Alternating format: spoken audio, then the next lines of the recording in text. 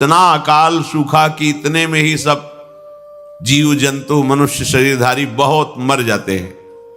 भयंकर सूखा, गर्म वायु तपती हुई, बचना मुश्किल है।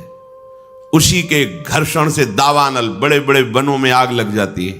पानी बूंद नहीं, न तालाब में, न कुआं में, न सरोवर में, न सरिता में, सब उष्ण ताप से सूख जाता है।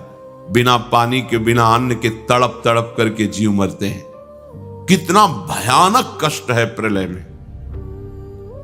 हमें तो कष्ट ही कष्ट है।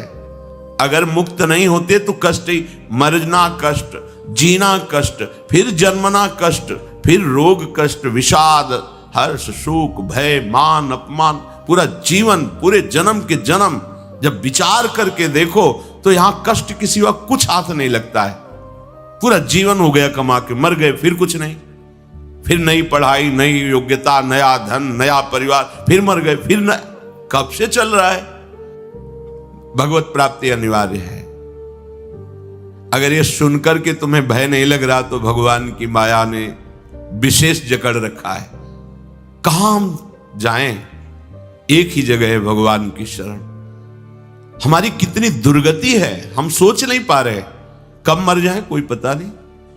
कोई हमारा मित्र पता नहीं। हम जिसे मित्र समझते हैं वो धोखा दे रहा है, वो शत्रुता का कार्य कर रहा है। जिसे हम सगे संबंधी वो सब स्वार्थ में। कौन है मेरा, क्या है मेरा? विचार करोगे तो अभी भयभीत हो जाओगे। और भयभीत होना मंगल है, क्योंकि जो शभीत आवा शरणाई, रखियो ताहि प्राण की नाई। यदि भयभीत होकर भगवान की शरण में चले जाओ तो भगवान जैसे अपने प्राण बहुत दुलारे होते हैं, ऐसे शरणागत का दुलार श्री भगवान करते हैं। एकमात्र हमारे बचने का उपाय भगवान के वचन से समझ लीजिए। वो कह रहे मामेव ए प्रपद्यन्ते माया में ताम तरन्ति। केवल मेरी शरण हो जाओगे तो मैं बचा लूंगा, नहीं तो इस भव समुद्र से बचना बहुत कठिन है। बड़ा दुखदाई है, अभी समझ में नहीं आ रहा, बड़ा दुखदाई है। कार में बैठे बैठे मुस्कुराते हुए पूरा परिवार जा रहा है, अंदर से पता नहीं क्या हुआ, कार में आग लग गई, सब भुन गए, पूरा परिवार।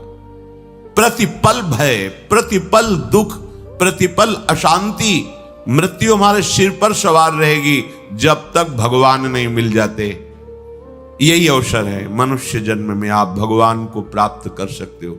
इस छोटी सी आयु में, छोटे समय में, बिना प्रयत्न के भगवान की प्राप्ति आपको हो जाएगी यदि शरणागत हो जाओ, हृदय से शरणागत हो जाओ। अभी कलियुग का परिसमाप्ति हो चुका है।